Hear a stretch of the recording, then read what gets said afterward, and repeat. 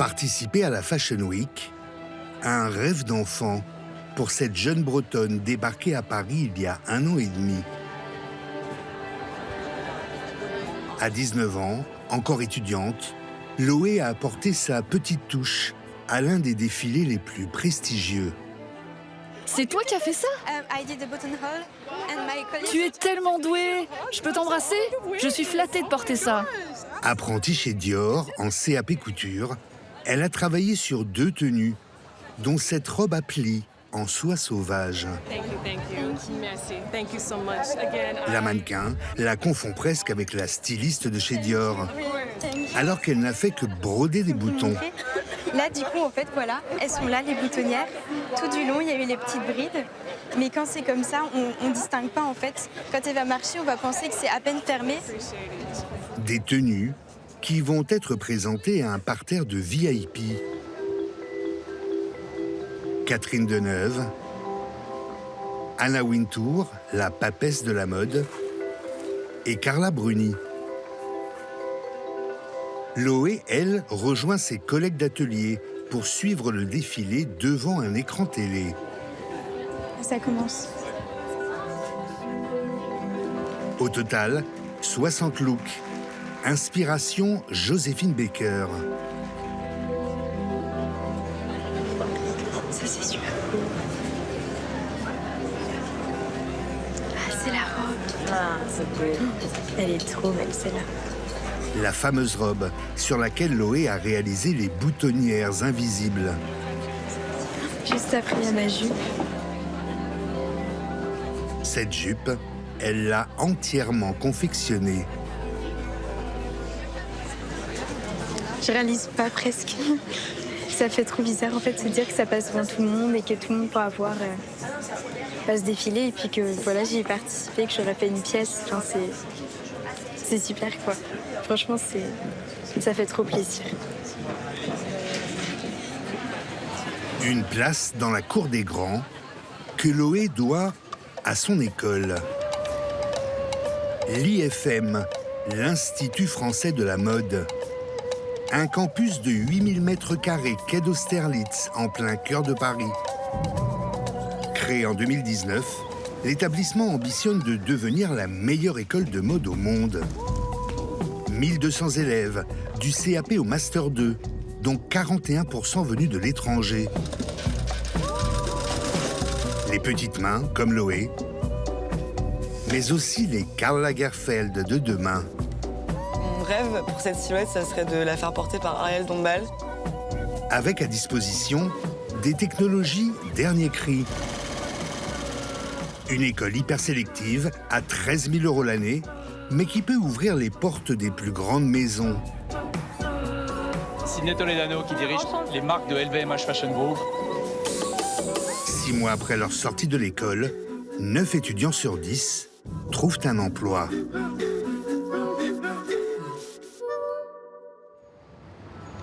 Sur le pont qui mène à l'IFM, on croise parfois de drôles d'oiseaux.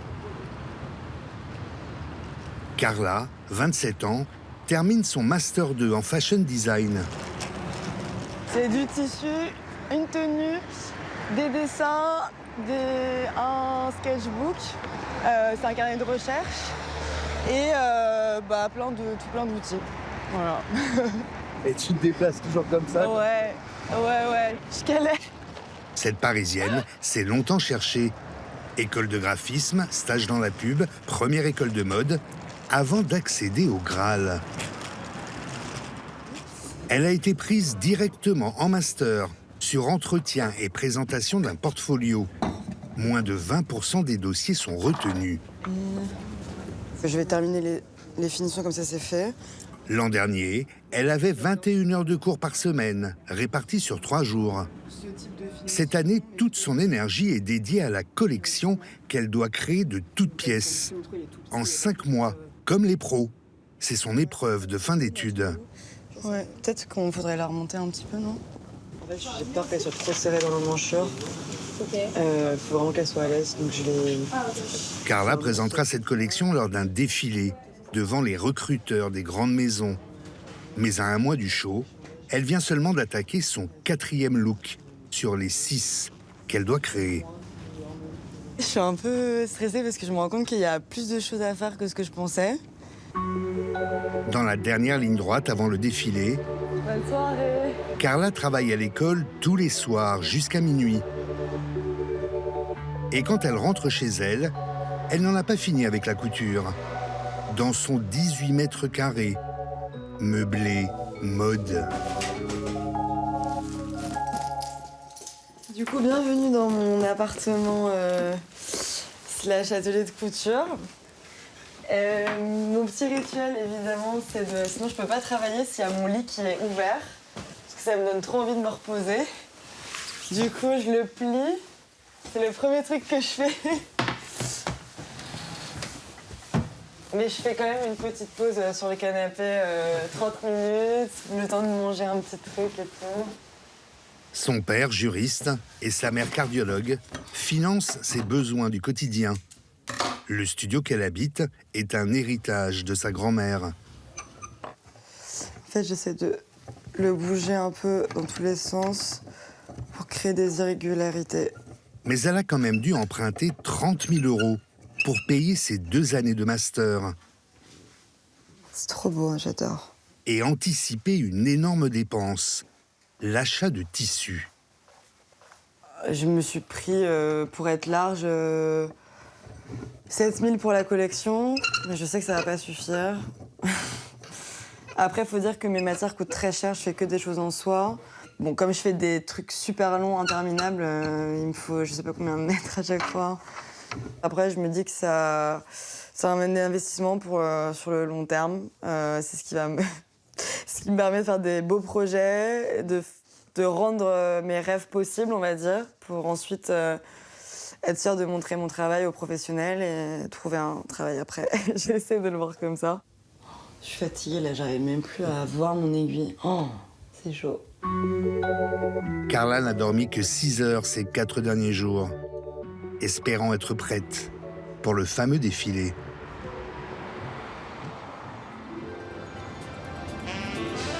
En France, le marché du luxe et de la mode représente 600 000 emplois directs. Et certaines grandes marques peinent à recruter, notamment des petites mains, comme Loé.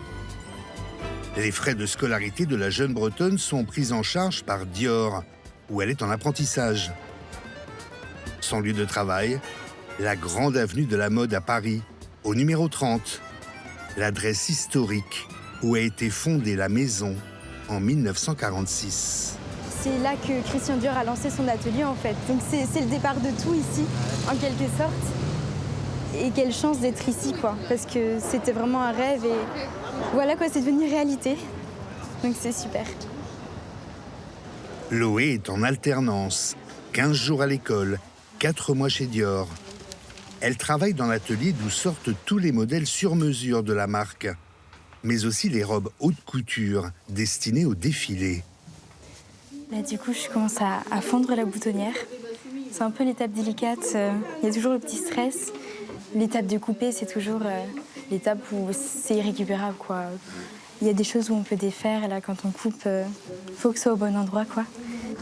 Mais ici, dans une grande maison de couture, est-ce qu'on a le droit de faire des ratés? Ah bah, on s'entraîne sur des échantillons, sur des chutes de tissu avant. Il faut avoir des ratés pour pouvoir réussir à la fin. Si on rate pas, on peut pas. Il n'y a que comme ça, hein. Quand il y a un échec, c'est là qu'on apprend. N'est-ce pas, Loé? Ça, c'est sûr. Sophie, 40 ans de maison au même poste, est la maître d'apprentissage de Loé. À 62 ans, elle lui transmet les techniques du savoir-faire à la française. Et elle a plus d'un tour d'aiguille dans son sac. Quand on est pressé, on pique et on pousse en même temps. Il faut que ça soit, hop, poussé. Que ça soit comme ça. Parce que des fois, en collection, c'est le temps de faire tout doucement comme ça, étirer. Ça prend trop de temps.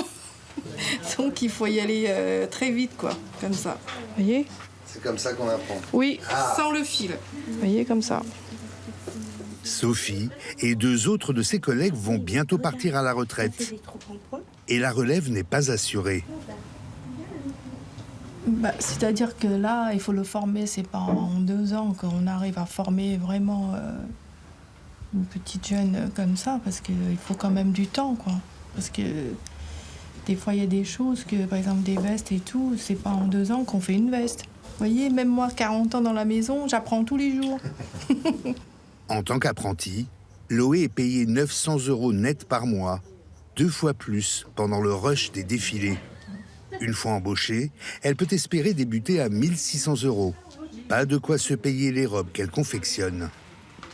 Et tu as l'idée du prix de cette robe de luxe? À nous, on n'a pas du tout les détails des prix. Du tout. Pour pas qu'on ait le stress de savoir le prix, de savoir combien on a entre les mains si jamais on a un problème, on brûle, on saigne sur la robe et on coupe trop.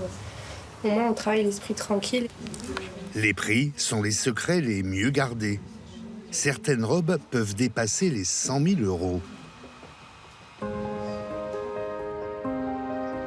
Loé a grandi dans cette petite ville de Bretagne, à des années-lumière de l'avenue Montaigne. Dans sa chambre d'enfant, elle a gardé les premières pièces qu'elle a créées quand elle s'est mise à coudre, à l'âge de 14 ans. Bon, maintenant, j'y vois tous les défauts, surtout, hein, mais le tout premier haut que j'ai fait, le costume que j'avais refait, j'avais appris du coup à faire les fronces, tout ça. Mais maintenant, quand je vois ça, je me dis, oh là là, mais comment j'ai pu faire ça? C'est trop moche. Loé a eu le déclic pour la couture lors de son stage de 3e au service costume de Disneyland Paris. Elle décide alors d'en faire son métier. Après le bac, elle a dû passer un concours très sélectif pour rentrer en apprentissage chez Dior. 4 heures de couture, présentation d'un book et une épreuve écrite de maths, français et logique. Elle se classe 2e sur 47 candidats. Tiens, Loé, j'ai retrouvé 2 pièces supplémentaires. Merci. Du coup, tu as tout là. Son papa Frédéric, conducteur de bus scolaire, Alors du coup, ça te fait combien de pièces? et sa maman, sage-femme, Beaucoup. n'étaient pas rassurés de l'avoir intégré cet univers élitiste. C'est pas mieux qu'on connaissait, quoi, non? Voilà, c'est un milieu qui nous est complètement étranger. Le monde du luxe, la mode, c'est pas... Voilà, on est au milieu de ça, quoi, non? On n'a pas eu peur, on a... Si, on a eu peur un peu. On a eu peur un petit peu, mais... De quoi? La vie parisienne, peut-être. C'est peut-être la vie parisienne qui nous faisait un petit peu peur, hein. Parce qu'elle est partie, elle avait quoi, 17 ans? Elle est partie, elle avait 17 ans. Depuis des années, elle coud, elle est minutieuse, elle est sur sa machine à coudre, sur sa surjeteuse. Avant qu'elle le fasse, je ne sais même pas ce que c'est qu'une surjeteuse, quoi. Donc, j'ai appris des termes, j'ai appris des mots. Mais voilà, elle est passionnée. Donc, voilà, on la suit dans sa passion. Loé va enchaîner avec un bachelor modélisme qui lui permettra de participer à la création de vêtements. Sur les quais de Seine, plus que 2 heures avant le grand défilé des étudiants en dernière année.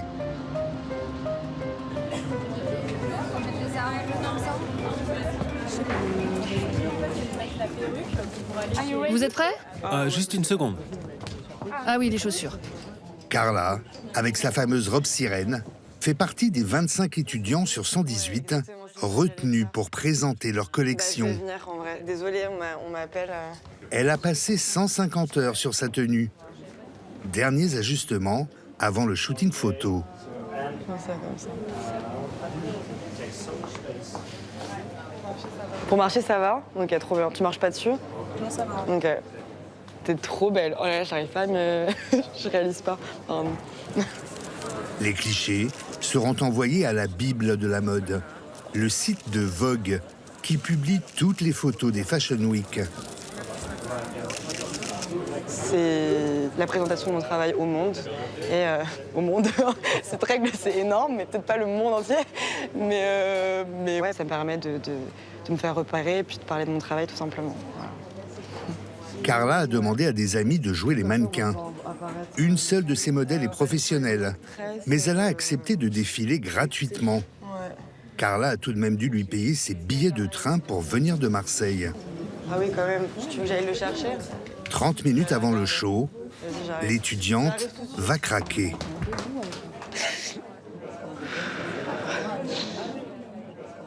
Carla voulait modifier la coiffure d'une de ses mannequins, mais sa professeure le lui a interdit, car elle n'aurait plus été conforme à la photo envoyée à Vogue. Parce que j'ai mis des tresses à mes mannequins, mais enfin, je fais ce que je veux. Bah, genre un crayon dessus, genre limite, genre une tresse, mais oui, enfin, c'est ridicule. Genre. So we'll have the dressers coming. Ça va.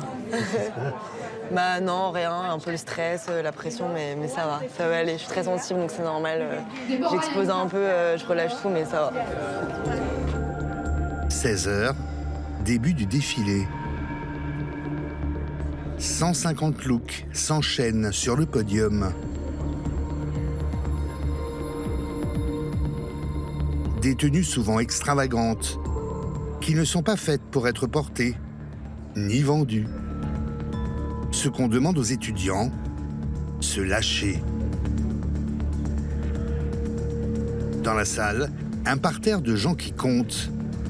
267 invités, dont Bastien Daguzan, directeur de la marque Jacquemus, chouchou des fans de mode, venu détecter de nouveaux talents.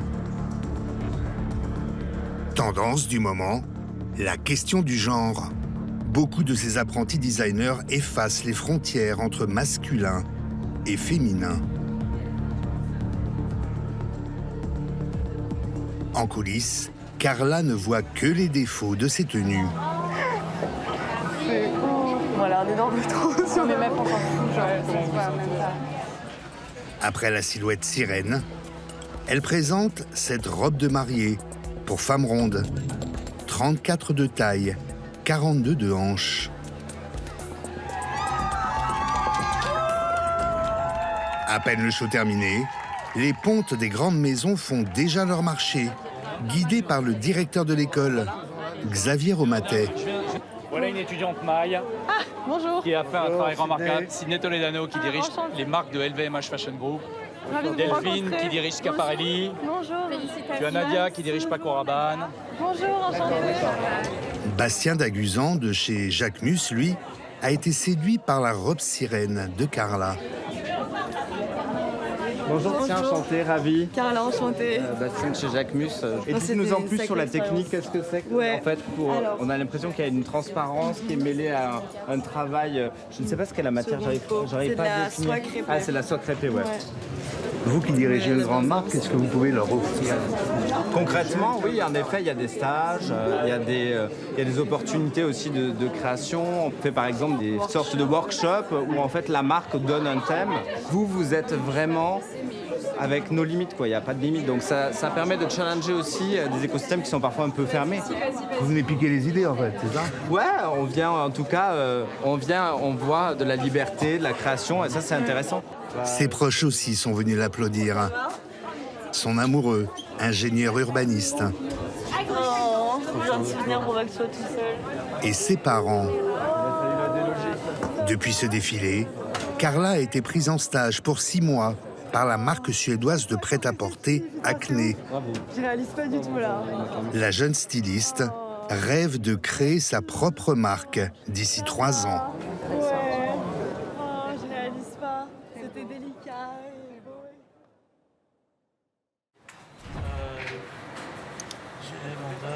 Là, ici, nickel. Bonjour, Pauline Frey. Pour Pauline, c'est le premier jour d'une nouvelle vie. Là, ici, bienvenue à 42. Merci. À 25 ans, elle intègre l'école 42. Un établissement révolutionnaire qui offre à la clé la garantie de trouver un emploi. Est-ce qu'ils ont trouvé de la place? Elle va apprendre ici le codage informatique. Ce langage digital permet de concevoir des logiciels, des jeux vidéo ou des applications de smartphone. Dans un monde de plus en plus connecté, maîtriser le code va bientôt devenir aussi important que savoir lire et écrire. C'est reparti. À l'école 42, il n'y a pas de cours, mais des projets à réaliser seul ou en groupe sur 3 étages remplis d'ordinateurs. Faut que j'aille là-dessus? Pauline apprend le b.a.-ba de cette langue très abstraite. Touche, -H et -T. Mais personne n'est là pour lui enseigner. Elle doit se débrouiller pour trouver elle-même les consignes sur l'ordinateur et les comprendre. Comme on peut le voir, il n'y a personne, il n'y a pas de... Il n'y a pas de prof, il n'y a personne de quoi que ce soit, il n'y a que des étudiants dans les salles. Donc quand on a un doute, on demande à droite à gauche. C'est vraiment ça. Ce sont même les élèves qui se corrigent entre eux. Une fois qu'on a tapé notre jolie phrase, t'es allé sur... t'as juste cliqué là-dessus. T'as juste cliqué dessus. Tu termines le projet, tu confirmes. Ok. Est-ce qu'il y a une faute du coup? C'est bon normalement. C'est bon, ok. J'ai add.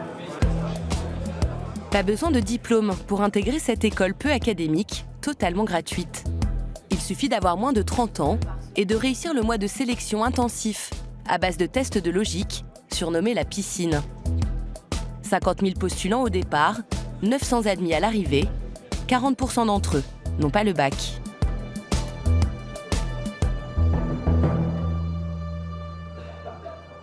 C'est le cas de Pauline, exclue du lycée à 16 ans, BEP d'équitation, capacité en droit, vendeuse de vêtements. Elle s'est longtemps cherchée. Déjà à la troisième, on va dire que j'avais déjà bien commencé à décrocher. Après, j'ai essayé de reprendre des études, j'ai fait d'autres formations, j'ai même réussi au final à rentrer en école de commerce. Ça ne me correspondait pas. Et à 42, j'ai cette chance de pouvoir apprendre par moi-même et pas d'avoir un prof et de rester assis à écouter un prof parler, alors que c'est pas forcément les trucs qui m'intéressent le plus au monde, quoi. Le fondateur de cette école de la deuxième chance, c'est le milliardaire Xavier Niel, 49 ans, le créateur de Free, l'opérateur de téléphonie. Ici, le reste de l'année, c'est un étage silencieux. Bonjour. Chaque mois, il vient voir son bébé. Je ne sais pas si vous entendez, il n'y a pas de bruit en fait. Donc c'est des élèves qui ont eu cette idée, c'est de se dire on va créer un étage silencieux. Ça veut dire quoi? Ça veut dire que si on parle trop fort, ça bloque tous les ordinateurs de l'étage. Et ça fait des signalements, des clignotants et tout. Voilà. Donc il ne faut pas parler fort, sinon ils vont nous disputer parce qu'ils ne peuvent plus travailler. Ça vous dérange que je prenne une photo avec vous? Pas du tout. Xavier Niel, c'est celui qui a lancé la première box Internet et chamboulé le marché des télécommunications. Mais avant cela, il avait fait fortune dès 25 ans dans l'industrie du Minitel Rose. Mais dans la boîte de nuit, je vous invite, excusez-moi. Le grand patron voulait une école à son image, un peu subversive.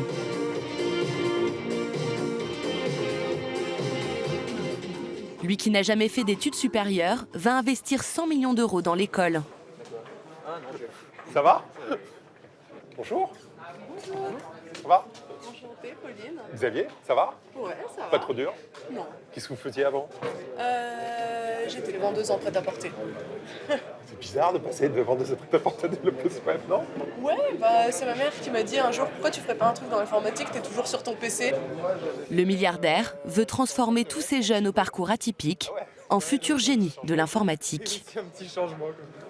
Même dans ceux qui n'ont pas fait des cursus exceptionnels, on va trouver des gens fantastiques. Ce qu'on va leur apprendre ici, c'est le codage informatique, c'est apprendre à gérer vraiment au plus profond un ordinateur, savoir ce que l'on peut faire avec un ordinateur. Et on sait que les gens qui avaient ce savoir-là ont pu créer les plus grandes entreprises de ces dernières années. Si vous prenez Google, si vous prenez je sais pas quoi, Snapchat, si vous prenez tous les produits qu'on utilise tous les jours dans notre vie, ces produits ont été faits par des gens qui savaient faire ce qu'ils sont en train d'apprendre à faire. Je suis super impressionné que vous soyez tous aussi tôt le matin. Bravo, continuez.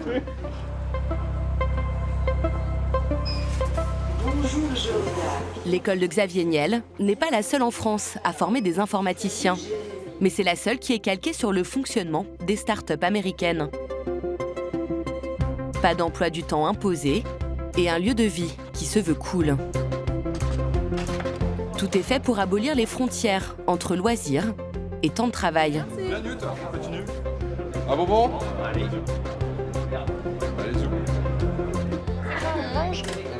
Pauline n'a même pas besoin de bouger de son poste pour choisir son déjeuner. Cette application, créée par les élèves, est directement connectée au food truck, qui fait office de cantine. Bon appétit. Merci beaucoup. C'est lequel le bacon? Je sais pas, mais tiens, prends tout ça. Hop. Les 3000 jeunes ne sont pas pour autant complètement lâchés dans la nature. Au dernier étage, une équipe pédagogique au look d'étudiants geeks. À sa tête, Nicolas Sadirac, un ancien pirate informatique. il élabore les projets et les outils statistiques qui suivent en ligne la progression des élèves. Sa méthode d'enseignement originale s'inspire des jeux vidéo d'arcade. Hop, le programme scolaire de 42. Le voilà, alors il va falloir zoomer un peu. D'ailleurs, je ne pense pas que le mot programme soit très adapté. Parce que le programme, dans une école classique, si vous voulez, c'est un menu imposé pour tout le monde. Donc c'est avec des points de passage pour tout le monde. Là, c'est un chemin, en fin de compte. Chaque petit rond correspond à un niveau à débloquer. Lorsque l'étudiant termine un projet, son score augmente. Il doit valider 21 niveaux pour terminer le cursus.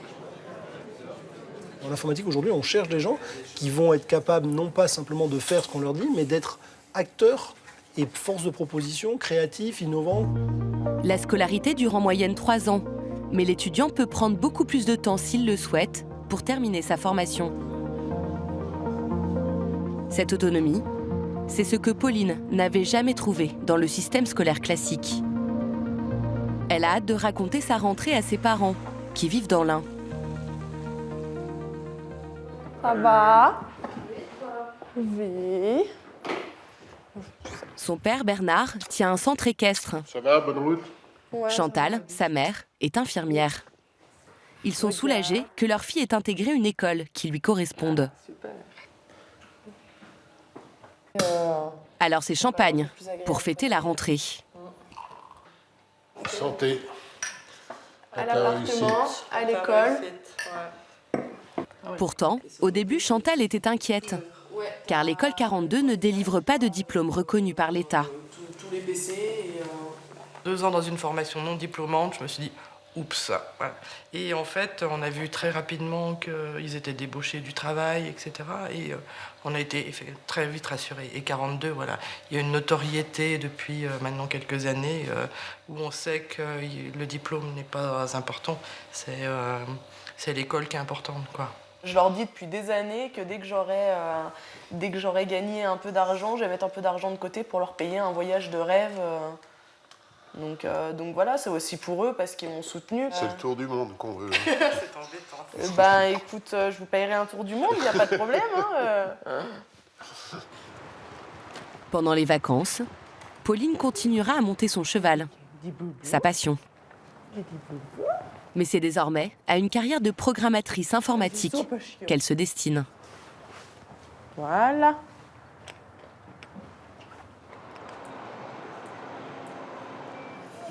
Apprendre le code nécessite beaucoup de rigueur. 10% des élèves abandonnent l'école avant la fin du cursus. Donc du coup, en gros, donc là je suis comme ça, j'ai mon A, j'ai mon B. Je pose mon A dans un truc de merde. Donc, Marius n'avait jamais codé avant d'atterrir à l'école. Il a passé les épreuves de sélection de 42 par hasard, alors qu'il était moniteur de colonie et prof de salsa. C'est bon? Pour la norminette, on s'en fout, non? Non, norminette, non. Il y a plein de choses dont je comprends pourquoi elles ne marchent pas. Maintenant, j'essaie de comprendre du coup à force comment ça marche. C'est comme ça qu'on apprend. Mais c'est très dur. Il y a écrit erreur partout, en rouge tout le temps. Il faut s'y remettre, mais bon. S'il veut terminer l'école en 3 ans, Marius devra coder 50 heures par semaine. Mais son temps est déjà pris par un petit boulot qui finance sa vie d'étudiant. 25 heures hebdomadaires dans ce magasin de chaussures pour 900 € par mois. Je vais te la ramener en 38. Ok, super. Du coup, j'ai ma collègue qui est allée les chercher en 38. Oui.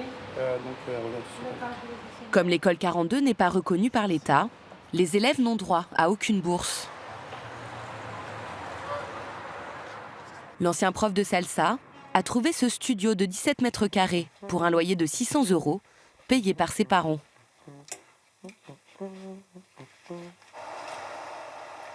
On mange des pâtes très équilibrées, avec du beurre, du gruyère.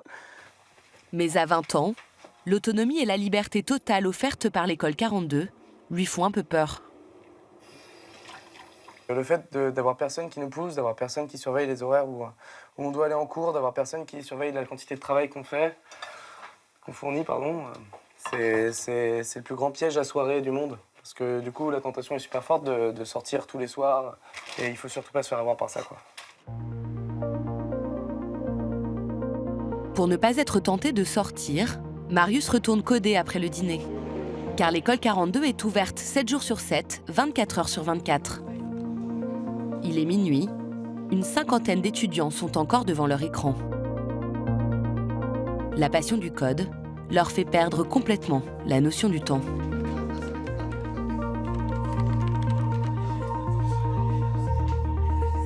Alors, là, c'est que des FF, grosso modo, c'est -1. Tu vois ce que je veux dire? Le record de Pierre, 29 ans, c'est d'être resté 60 heures d'affilée devant son ordinateur. Il passe sur la VM. Et c'est l'exécution directe après de tout. On avait travaillé pendant tout un week-end non-stop, du vendredi soir jusqu'au dimanche, pour rendre un petit GPS assez sympa. À la fin, c'était compliqué. À la fin, c'était très compliqué. J'avoue qu'au bout de 60 heures, voilà, il y a des témoins qui peuvent en parler. Je ne servais plus à grand-chose, il faut avouer. Qu'est-ce que c'est que ça? Mais cette fois, Pierre ne codera pas toute la nuit. Un jour, tu découvriras ce que c'est. Il y en a qui bossent demain. Car le lendemain, il travaille. Allez, bonne soirée les gars, pour finir. Tu viens vendredi? Ouais. Après seulement 1 an d'études à l'école 42, Pierre a été embauché en parallèle en tant que développeur. Le lendemain, il rejoint l'entreprise qui l'emploie au 4/5e pour 1100 € net. Et dire qu'il était encore, il n'y a pas si longtemps, chef de rayon dans un magasin de bricolage. Salut Pierre. Salut. Aujourd'hui, c'est réunion avec les 3 fondateurs. De trucs qui sont pas forcément... Cette start-up s'adresse à des patrons de restaurants qui cherchent du personnel à la dernière minute. Pierre a participé à la création de l'application qui met en relation les restaurateurs avec des serveurs ou des cuisiniers en quelques clics. Vous avez à chaque fois, vous allez faire une nouvelle demande, vous arrivez sur un écran comme celui-là, donc celui-là j'en suis particulièrement fier parce qu'il m'a demandé beaucoup de temps de travail. Vous allez choisir le type de contrat, donc extra, CDD, CDI, les différentes qualifications qui existent à chaque fois, relancer directement la demande. Je suis toujours assez content de me dire, bon, j'ai fait ça. J'ai participé à ça, précisément. C'est un début aussi de mon nouveau CV de développeur. Son profil d'étudiant de 42 a tout de suite séduit ses employeurs. Je pense que leur formation, le fait que ça soit basé aussi sur le travail en commun, fait qu'on n'a pas des personnes qui sont dans leur bulle, qui sont beaucoup plus ouverts d'esprit. Et il n'y a pas que les petites start-up qui convoitent les étudiants de l'école 42. Les nouveaux géants de l'économie numérique leur déroulent aussi le tapis rouge. Ce jour-là, cette célèbre entreprise de covoiturage en ligne, valorisée à 1 milliard d'euros, reçoit une 60aine d'élèves dans ses locaux.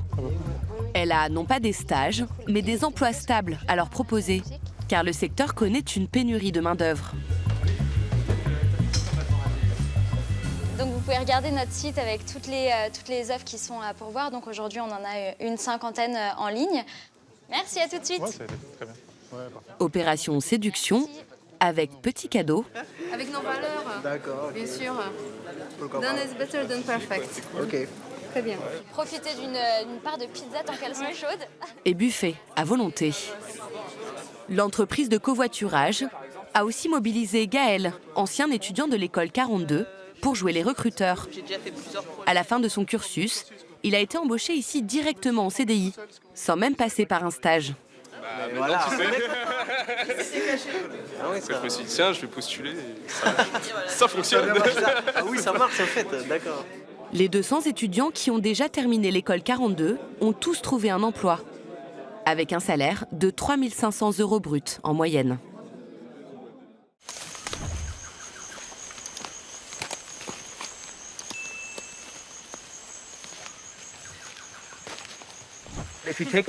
Si vous regardez un peu autour de vous, vous allez trouver de la mousse. On est quel jour aujourd'hui? Dimanche? Eh bien, revenons 350 millions d'années en arrière. C'était la seule plante sur Terre. De la mousse. C'était la première plante à émerger et à dire « waouh ». 2 fois par mois, Jeff North, professeur de biologie, fait la classe en plein air, au beau milieu de la jungle du Costa Rica. Il y a des centaines d'espèces d'arbres ici, peut-être 200.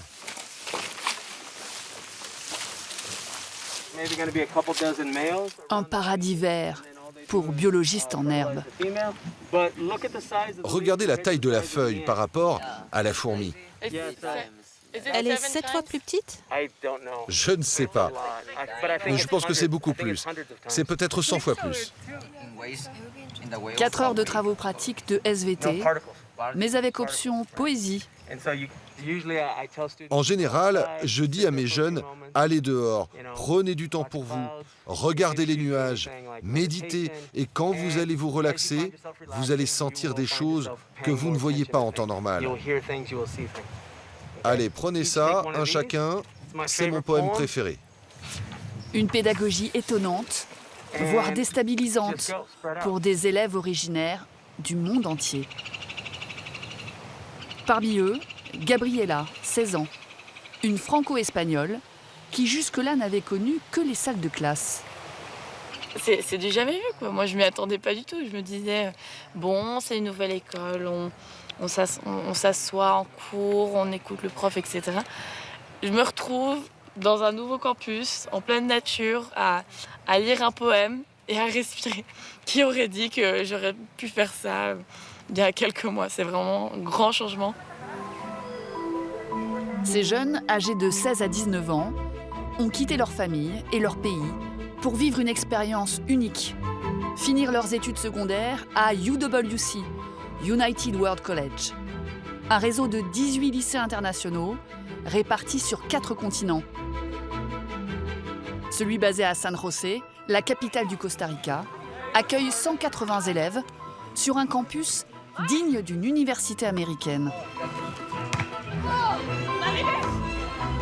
Pendant 2 ans, les jeunes se préparent à un bac international, mais ils apprennent d'abord à vivre ensemble.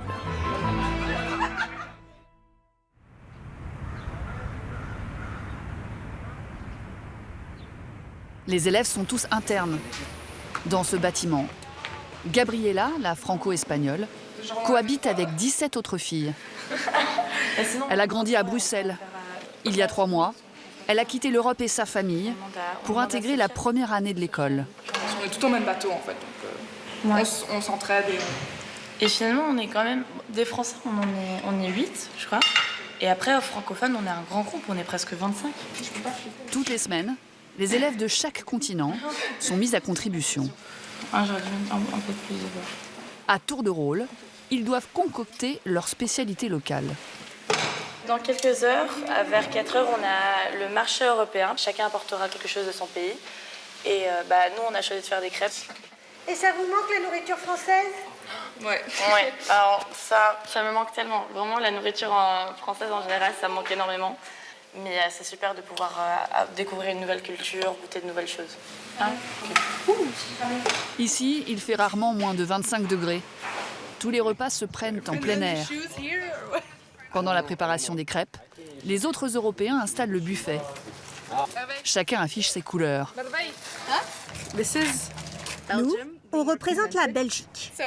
J'ai fait un petit drapeau belge sur mon bras et sur son visage. On est aussi en train de préparer des gaufres bruxelloises qu'on va bientôt récupérer. Vous pensez qu'on fait payer les gens? Des échanges gastronomiques pour apprendre la diversité. Alors ça, ce sont des cartes avec des personnages de la mythologie du pays de Galles. C'est le fondement même de ce lycée, où se côtoient 69 nationalités. Une sorte d'Erasmus entre lycéens. Comme ça n'a pas l'air très bon, car l'aspect est pas très beau. Mais goûte, tu vas voir. Pendant que certains s'initient aux gaufres bruxelloises, ambiance caliente dans une des résidences pour garçons. Au menu, une bataille de dégustation de sauces piquantes entre Sud-Américains d'un côté et Asiatiques de l'autre. C'est pimenté et sucré. Au milieu, Tom, un Français de 17 ans, le seul Européen de la bande.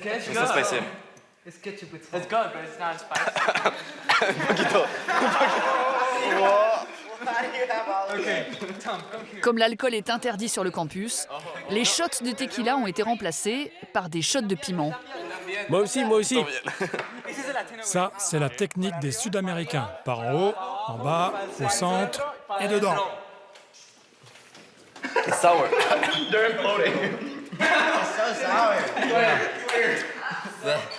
De l'eau. Ah ouais, c'est épicé.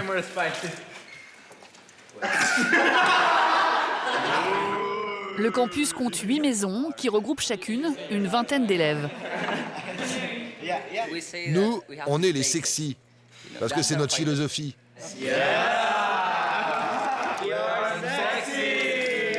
De petites communautés avec leurs devises ou leurs codes, comme ce claquement de doigts en guise d'applaudissement. Comment ça se passe avec les filles?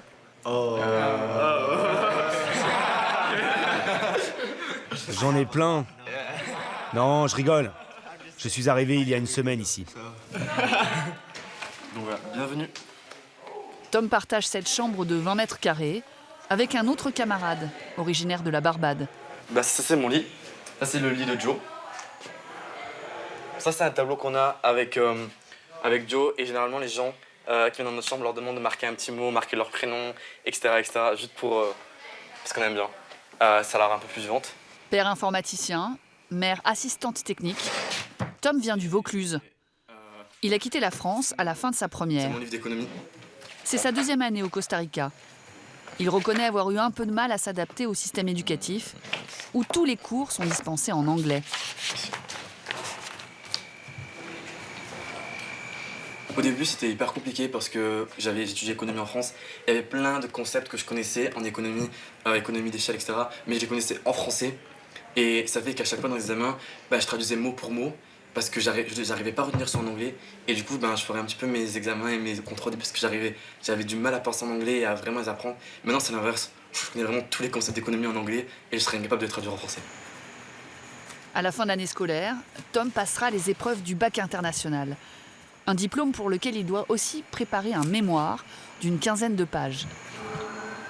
Il affirme étudier plus de 5 heures par jour en dehors de la classe. Beaucoup de travail personnel, mais peu de cours. 16 heures par semaine, contre près de 30 dans un lycée en France. Ils n'ont lieu que le matin. À cause de la pandémie, ils sont tous dispensés en ligne. Difficile de s'y faire pour Sofia, 17 ans. Elle aussi vient de la région d'Avignon. 3 mois après son arrivée au Costa Rica, elle n'a encore rencontré aucun de ses professeurs.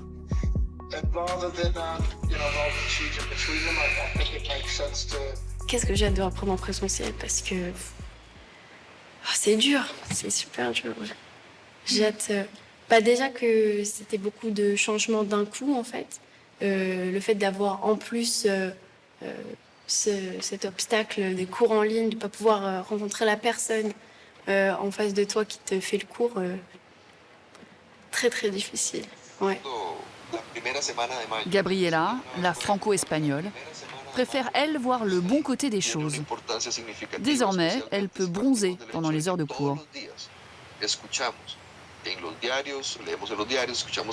Alors vraiment, il y a des moments où je me lève, je me dis bon, je vais en cours, mais après, je viens m'asseoir, j'ai une tente, je suis au soleil, et je me dis, je sais pas si c'est des cours ou des vacances. Vraiment. Moi, par exemple, un moment que j'adore, c'est mon prof d'espagnol, quand on est en pause, il joue de la guitare ou il joue de la batterie. Donc maintenant, on a une pause, on a notre pause.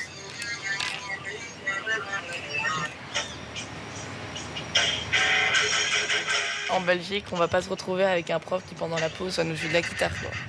Donc, ça, c'est super. Allez, asseyez-vous. Qu'ils soient en ligne ou en présentiel, les cours ne regroupent jamais plus de 15 élèves. Ce matin, pour les deuxièmes années, cours de géopolitique avec Justin Voorhees. Ce dont on va discuter aujourd'hui, est-ce la personnalité de Staline qui était spéciale ou la situation en Russie à cette époque? Des cours en petit effectif pour encourager la participation des élèves. Plus qu'un cours magistral, une discussion. Les gens ne gagnaient pas suffisamment d'argent pour vivre correctement.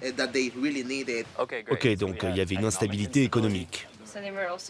Dans cet établissement où cohabitent des jeunes du monde entier, la géopolitique est jugée comme une discipline essentielle. Il y a de fortes probabilités que les jeunes de UWC deviennent l'élite de leur pays. Je pense que c'est très important pour ces élèves de comprendre la manière dont on organise notre société. C'est important qu'ils comprennent comment s'établissent le totalitarisme et la démocratie.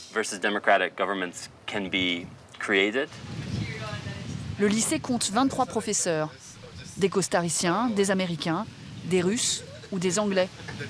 Ils sont tous payés au tarif local, environ 2 000 € bruts par mois. Bonjour. Originaire du Michigan, Justin Voris est diplômé en relations internationales. Il parle 5 langues et a longtemps vécu en Jordanie, où il travaillait auprès des réfugiés syriens. Prof ici depuis 1 an, il est bluffé par ses nouveaux élèves. Évidemment, les élèves connaissent très bien leur pays respectif, et souvent mieux que moi, qui suis expert. Donc je dois me tenir au courant sur tout, et surtout avoir un coup d'avance sur eux pour pouvoir les aider au mieux dans leurs études. L'école ne retient qu'une candidature sur 10. Des élèves sélectionnés pour leur niveau scolaire, mais pas seulement. Hi guys, thank you for coming here. Dans son lycée en France, Tom affichait 17 de moyenne, mais son admission, il la doit d'abord à son implication dans des associations comme Amnesty International. We're going to be talking about what's happening in France right now. So, since a few weeks, there have been a lot of protests due to a new law, which is called the Global Security Law. Aujourd'hui, il anime un débat avec ses camarades autour d'une actualité qui a marqué la France. And also, right now, people are talking a lot about police brutality, and there is a lot of on social media. Les élèves sont fortement incités à organiser ce genre de discussion. En plus des notes des cours, ils sont aussi évalués sur toutes les activités périscolaires qu'ils pratiquent. Peinture, musique ou encore sport. Salle de fitness en plein air, terrain de foot, de volley, de basket. Le campus offre les mêmes infrastructures qu'une université américaine. Et cela a un coût. 34 000 € par an de frais de scolarité. Un investissement que les parents de Gabriela, la franco-espagnole, ont pu se permettre. Tous les deux occupent des postes de fonctionnaires à la Commission européenne. Ici, il y a mon père. Ça, c'est juste quand il était en train d'étudier en Écosse. C'est son père qui a insisté pour qu'elle étudie ici. Lui aussi est passé par l'un des 18 lycées du réseau UWC. Mon père est allé à UWC à Pearson au Canada il y a 30 ans. Et j'aime croire que c'est quelque chose qui m'unit à lui. C'est quelqu'un qui m'a beaucoup inspirée pour le faire, qui m'a donné cette envie d'y aller, surtout. Seul un élève sur 3 paye la totalité des 34 000 € annuels. Pour ceux issus de milieux moins favorisés, le lycée prend en charge une partie des frais de scolarité. Grâce à des donations, notamment d'anciens élèves, certains ne payent même rien du tout. Comme Gracchus, originaire d'un des pays les plus pauvres du monde, Haïti. Ça, c'est mon bâtiment, qui s'appelle Malpays. C'est pour ça que nous avons mis les drapeaux de tous les élèves qui habitent ici.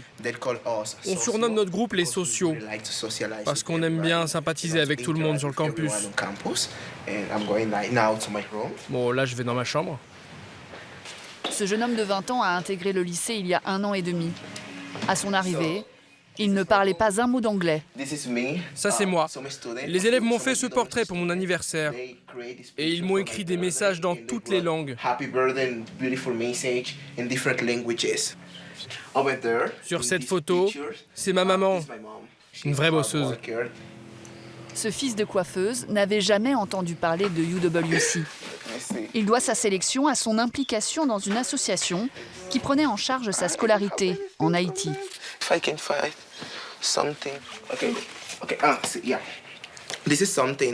Ça, c'est la revue de l'association à laquelle j'ai participé avant de venir à UWC. Vous pouvez voir là qu'il y a plusieurs élèves. Ça, c'est moi. Après avoir été élève chez eux, je suis devenu bénévole de l'association. Lorsqu'ils ont présenté ma candidature à UWC, ils ont dit que j'étais un très bon étudiant et qu'ils étaient prêts à financer mes études. Ils savaient que cette école pouvait tout changer pour moi. Un symbole de réussite qui a tapé dans l'œil de recruteurs américains. Gracchus, qui rêve de travailler un jour à l'ONU, c'est déjà ce qu'il fera en septembre prochain. Je vais aller étudier à l'université de Furman aux États-Unis. C'est une bonne université, je ne savais pas si j'allais être accepté vu le niveau élevé. Mais j'ai eu vraiment beaucoup de chance car ils m'ont pris. Et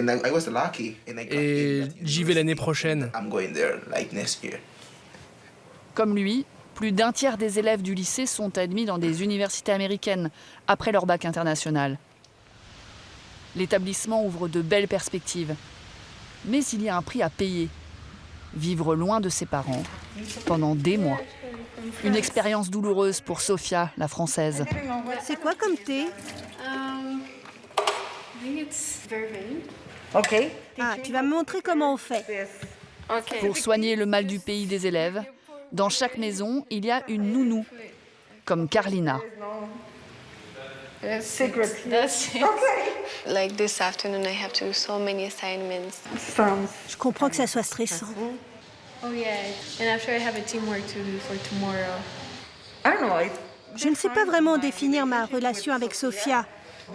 Je ne suis pas sa mère, donc on peut dire que je suis comme une tante ou une cousine. Nous parlons souvent de la vie et nous rions beaucoup.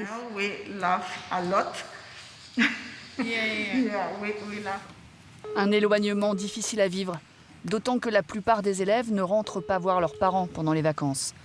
Comme Gabriella. Hola. Ça va bien? Oui. Coucou Alice, ça va? Tu as fini tous les cours? J'ai encore cours demain. C'est la première fois que la jeune fille de 16 ans reste loin de sa famille pendant si longtemps. Pour Saint-Nicolas, toi. Il y a énormément de monde qui part. Ça va faire bizarre, surtout parce que c'est beaucoup d'amis. Je dois avouer que bon, dans mon expérience aussi, quand je suis parti au Canada, je ne suis pas retourné à la maison depuis 9 mois, donc je comprends que c'est dur. Bisous. Gros bisous, gros bisous. Je vous aime. Pour compenser, heureusement, il y a les copains. Aujourd'hui est un grand jour. Gabi, Tom et les autres franchissent les grilles de leur cage dorée. Enfin libre. Enfin libre. À cause de la pandémie, depuis 3 mois, les élèves étaient tous confinés sur le campus. Et surtout, il y a de la vie, quoi. Ouais. On voit des gens. On voit des gens, ouais. On voit des gens, c'est vrai. Empanadas de carne, de papa, de queso, de frijol. Dulce y limón ácido. Des semaines après leur arrivée, J'ai tellement envie. Gabriella et Sophia découvrent enfin la vie costaricienne. C'est gingembre, papaye. Bah voilà quoi.